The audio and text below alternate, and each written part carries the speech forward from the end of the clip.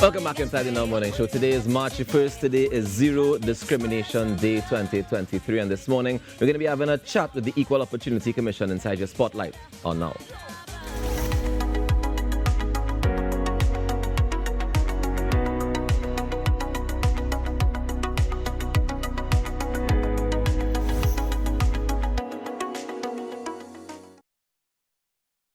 Now, on Zero Discrimination Day, or March 1st, UN signatories celebrate the right of everyone to live a full and productive life and live it with dignity. As the statutory body with the mandate to work towards the elimination of discrimination, the Equal Opportunities Commission, or the EOC, is the leading and foremost authority on this day.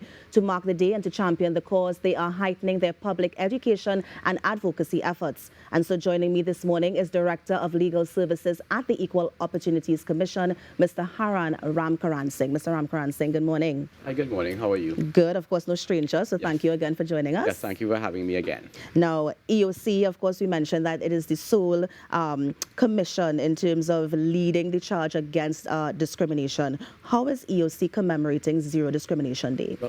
Well, because this working towards the elimination of discrimination as part of our mandate, what we like to say is that we're just not focusing on the day itself. We're really interested in bringing awareness, and hopefully this awareness will translate, for the rest of the year into the wider society.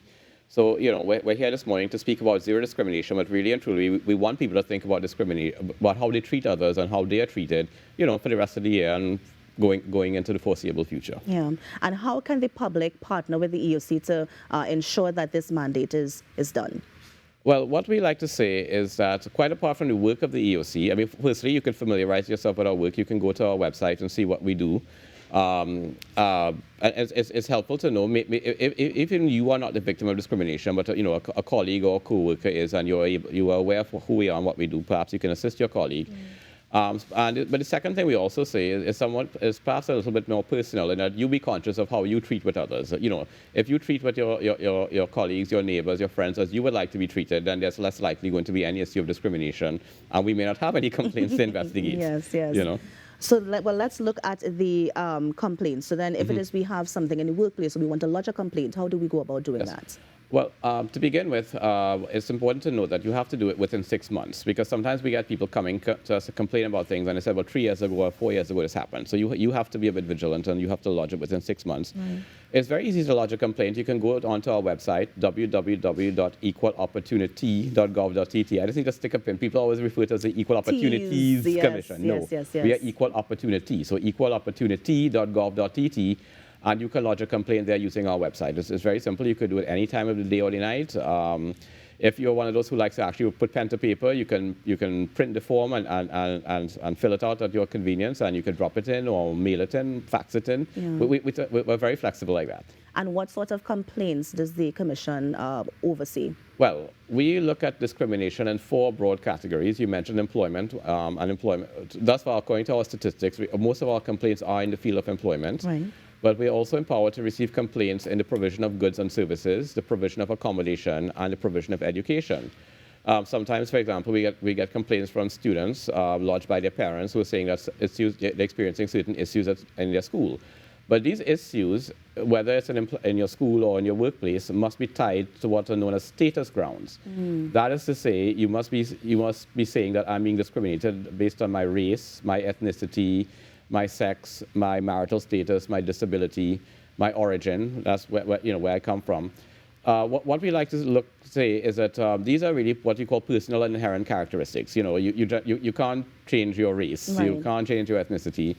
Let me stick a pin and say that ordinarily you can't change your sex. That's a bit of in the United States, that's a hot topic area. But these are characteristics that you're born with, even if you are able to change it through some procedure later on in life.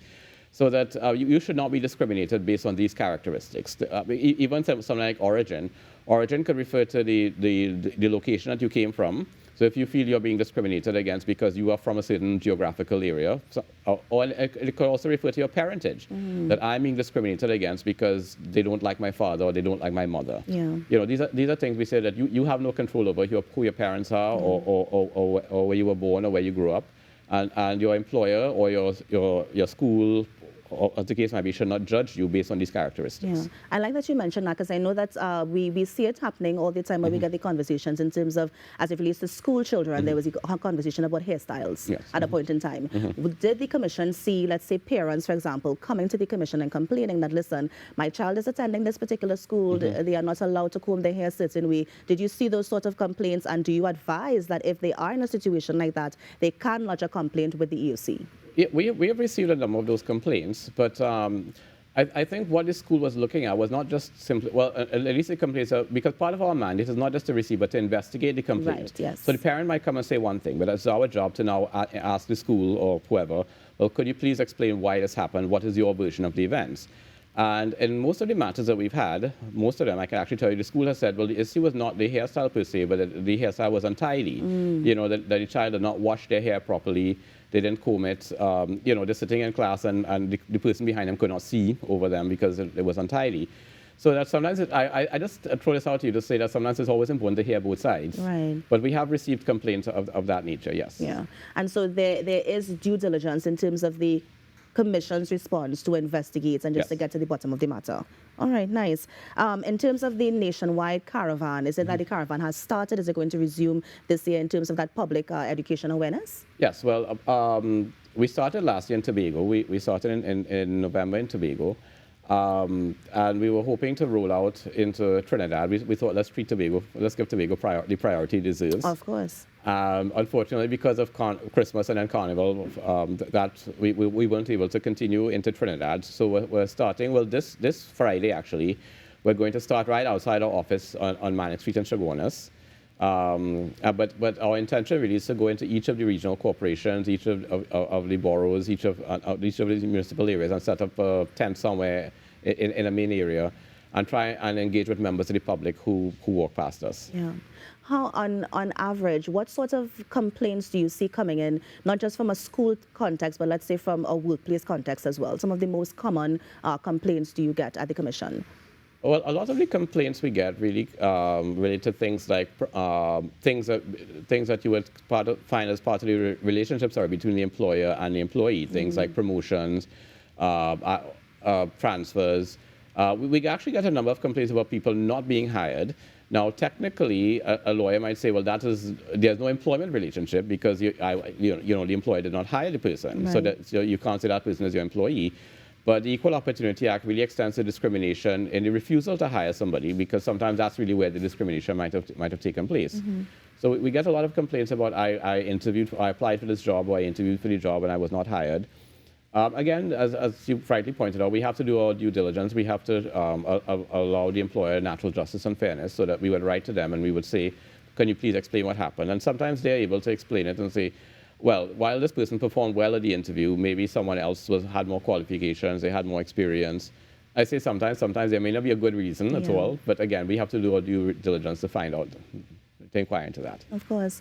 I mean, well, today is Zero Discrimination Day, and I wanted to just put it out to you. What does zero discrimination mean, and how can we work toward having a workplace, a school place, even a society where zero discrimination exists? Well, zero discrimination is an ideal. I mean, one might argue that you can't possibly ever have a situation of zero discrimination.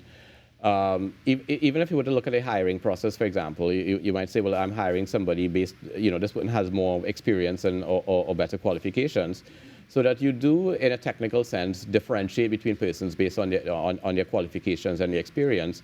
But what we like to say is that you should differentiate between persons based on their merit and ability, rather than things like, well, I don't want to hire this person, or I want to hire this person because of their race, their religion, their gender, that sort of thing. In other words, you look to what is within the person and say, well, these are the skills and attributes that they have, so that I'm hiring or promoting, as the case might be, based on that, rather than saying, well, I want to hire because I want. Sometimes there might be good intentions. For example, in some countries, they try to, there's what is called affirmative action, where you say, I would like to hire a certain percentage has to be a certain percentage, a certain quota. Yes. But for example, the U.S. Supreme Court actually ruled that was unconstitutional, because there's no such thing as positive discrimination. Discrimination is discrimination. Yeah. So that the easiest thing that an employer can do is say that let me hire or promote based on the merits the merits of the candidate, the performance, that sort of thing. Yeah, okay. And of course, Mr. Ramkaransingh, anybody who needs to lodge a complaint, anybody who needs to reach out to the EOC, any numbers, social media handles, how can they get in contact with the commission? Well, like I said, the easiest way is actually through our website, because you can actually, there's a question section, you can actually just submit a question. We are open to the public, so persons can come into our offices on Manic Street and Chaguanas, but sometimes if you just have a question, or you can telephone us, it's any one of those areas, you can, any one of these methods, you can use to contact us. Nice. Well, Mr. Ramkaransingh, let me thank you so much for coming in to the Now Morning Show. Of course, you are never a stranger here, so thank you so much for joining us. All the best for Zero Discrimination Day, and I hope that employees and employers will listening to find out how we can get to that ideal. I know you said it's an ideal, but to find out how we can get to that ideal, and if we have an issue, how we can reach out to the Commission. So thank you so much for joining us. Yes, thank you for having me. And that was, of course, Mr. Haran Ramkaransingh, the legal officer at the Equal Opportunities Commission, just sharing some thoughts on Zero Discrimination Day. You're on the Now Morning Show. We're going to take a break and be right back. Stay with us.